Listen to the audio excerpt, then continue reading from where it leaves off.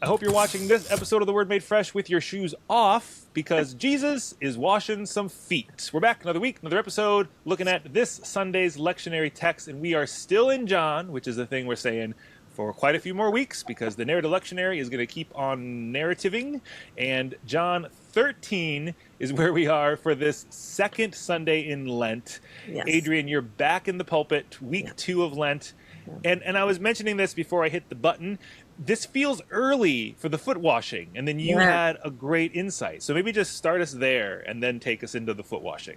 Yeah. So this is a really wonderful schedule that we have. The Lenten readings, as they're laid out in the Narrative Lectionary with John, really stretch out Holy Week. So we have foot washing this week. We have Peter's denial next week. Jesus is with Pilate. All of those things get really crunched and condensed during the season of Lent. And if you're not around for Holy Week, you can kind of do the Passion and then Jesus is resurrected, and you've missed the trial, you've missed the carrying of the cross. So what we get this year, which is really quite delicious, I think, is to break all of that journey down week by week. And what unfolds for us, or what has unfolded for me, as I've been doing my research, writing sermon titles and summarizing the direction that I want to go in, there's a lot of conversation about power. There's a lot of conversation about humility and what power looks like for Jesus, the power of kneeling to wash feet, the power of standing when Pilate is on the attack and is not able to release power, and how this person who is being persecuted actually ends up being the most powerful person of all. And it's very counterintuitive to the way we often act, and certainly what we're seeing in the world, where there's dominance and there's force and there's threat. Yeah. With Jesus, there's silence, there's foot washing, there's kneeling, there's question asking, Yeah. Yeah. And I love that. I love how the pace is such a slower one than we're used to. We're not just racing through a gospel and having Holy Week happen only on Holy Week. This is a bit of a time travel moment where we are stepping into Holy Week weeks before it actually gets here on the calendar, and that lets us be present with all of these nuances of power and humility that, like you said, we would otherwise miss. We would just Mhm. go for the best hits, and we'd have palms on one Sunday and then a resurrected Christ the next Sunday, and we somehow, how do we get from here to there? Exactly. Well, this is that. This is a lot of the in-between portions. So this is one of those, John 13. This isn't the only gospel that has the washing of feet, but John, as John is, does things Is that interestingly. true? I thought it Is was it? the only one. Let's fact check me. That's good. Yeah, let's. Do you want? We could Jesus do it. washed. You want to fact check in real time? I love it. It's like the presidential debates. Oh man, I think I'm wrong. You're right. It is. It's unique to John. It is It's unique humility. to All right. John. All right. It is unique to Well, John. that says something too.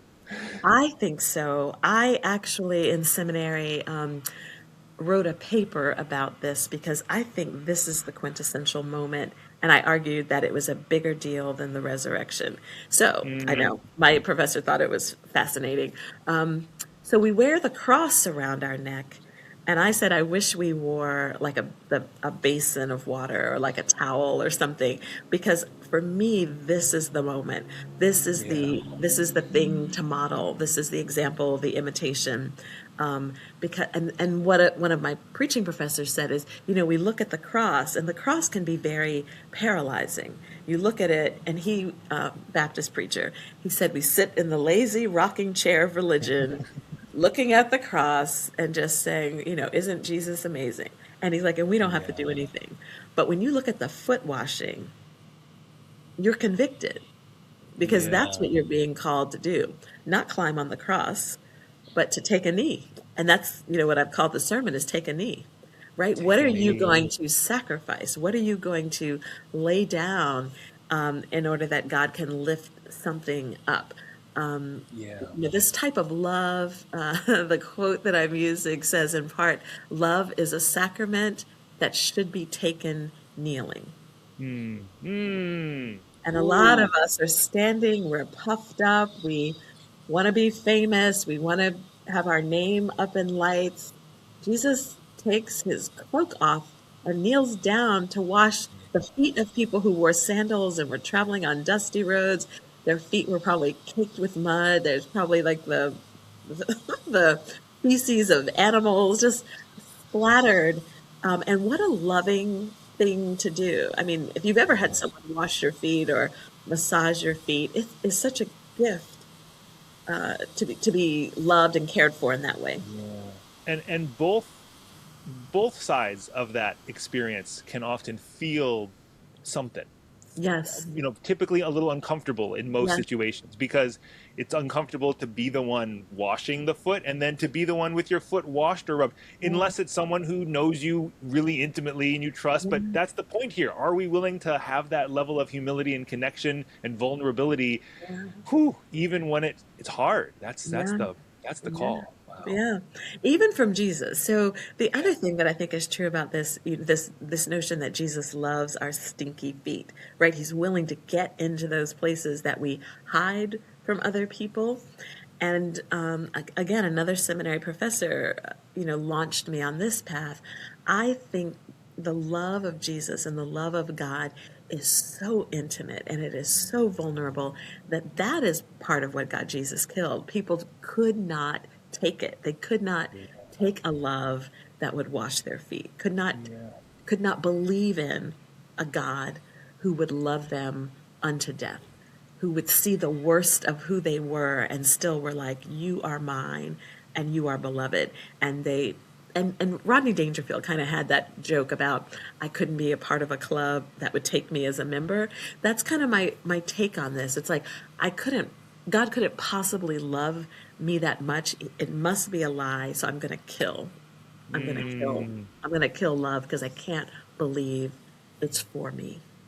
Ooh, I mean, we don't know all the psychology and inner monologues of all the characters, but we do know Judas was in this gathering. I mean, Yeah. I think the text has a whole.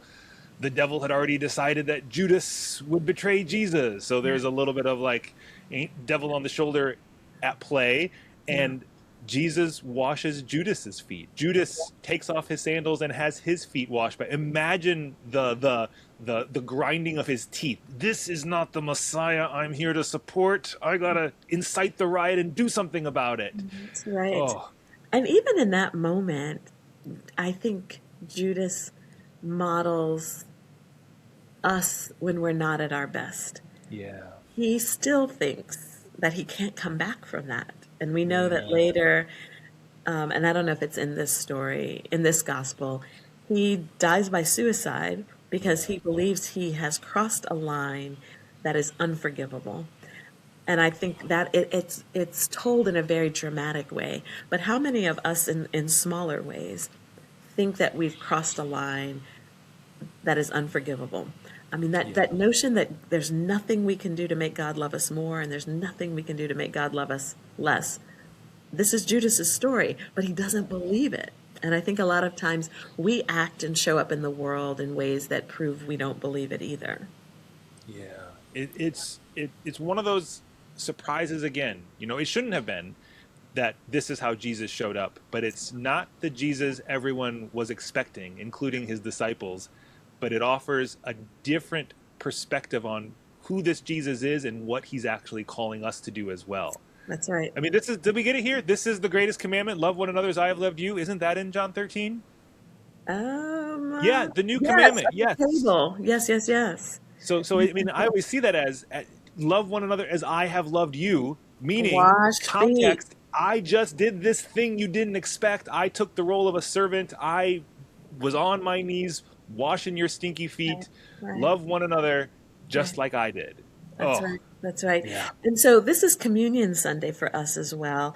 And I think my vision months ago was we're going to do a foot washing in worship. That's not a good idea. It's just not logistically with all the stuff that's going on and all the people. It's not going to work.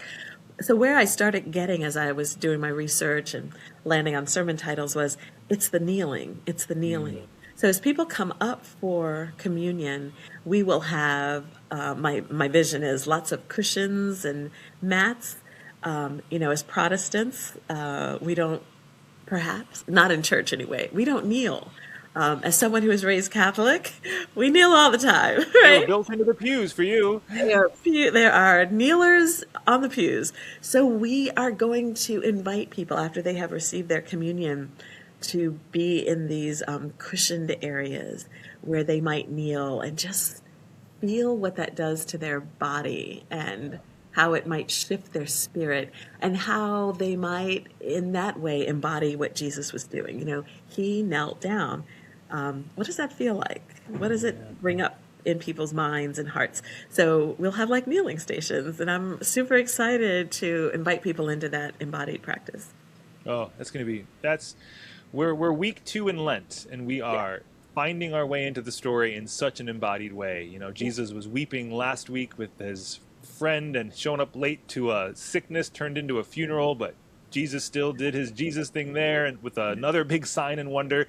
And I almost feel like John doesn't label the foot washing as one of those signs and wonders, but it Mm, feels just as wonderful and yes. signposty to me, pointing to Yes. who this Jesus is. Absolutely. And I think miraculous as well. I think Yeah.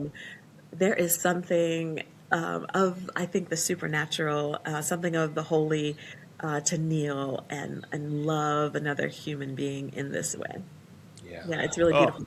And when those clergy were arrested in Minneapolis, they were kneeling. yeah. Um, we gathered Ash Wednesday, and I think when clergy gather and they kneel again, I think the reason it incites and upsets the the shadows in the world is because it's a very powerful symbol. Yeah. Oh, yeah. It's such a posture of humility. It is Yes, not aggression and violence. It yeah, is, yeah, it's presence. it's Yeah. presence. It's Yeah. presence. Yeah. Well, we hope that you can be present with us this Sunday. There's all the usual ways. We'll have open Bible study happening in the morning, happening on Zoom and in the room. Join either version wherever you're located. Worship begins, special music at 10:30, call to worship around 11, and then we'll have virtual coffee hour afterwards. And what? What? Yeah, yeah. We also should say there is a communion workshop the Saturday before. So the education department, Reverend Leah, Dr. Jillian, Reverend Jabe, we're going to be baking bread. It's an intergenerational moment. Everyone is welcome. And that bread that we bake on Saturday, we're going to serve it on Sunday. So it Ooh. should be a really lovely opportunity for people to engage communion in a different way as well. Oh, yes. So if you're listening to this and you can get to the building on Saturday, that's what, February 28th, I think, you should make yourself present at that as well. And then stick around the next day to enjoy some of this delicious bread. Oh, that's going to be great. I love it. I love And it. if you're online and you're a bread baker, maybe you want to bring the bread that you bake that weekend. Just trying Yes. to loop you in. I know I'm sure there are bread bakers in the community. I am not one, but I appreciate a good fresh baked bread. That didn't become your pandemic hobby? It didn't. I tried. Someone gave me some sourdough, and I was like, I know I am never going to use this. I put it in my fridge, and then I eventually tossed it out. Did you have to feed it every day or something? Yeah, we failed at sourdough too. We tried that for a minute, and it just we also had a new baby at the time of the pandemic, so Well, we that's had to what I'm choose which was saying. going to get. I Yeah. had a 9-year-old, and I was like, it's all I can do to get this one fed. I'm not feeding a little piece of dough as Yep. well. It's like, Yep. come I on. learned to bake like old-fashioned bread, which was delicious. Just No, simple ingredients. That's hard to mess up. So, you don't have and to let it rise. It's not a yeasty bread. you might let it rise just overnight, and then you pop it in a thing and throw it in your Dutch oven and put it in the oven. So it's the way to do it. But That yeah. sounds good. Maybe I'll explore this again since my kid can feed themselves now. Your kid could help make the bread, right? This is true. This is true. And loves baking cookies Yeah. and stuff like that. So to be continued. Yep. Well, we'll report on bread baking updates later, and you all can do the same. Bake some bread on Saturday, use it for communion on Sunday, whether you're in Mm, Ohio or Queens or Paris, France. We hope you can join us, and we'll see you yes. then.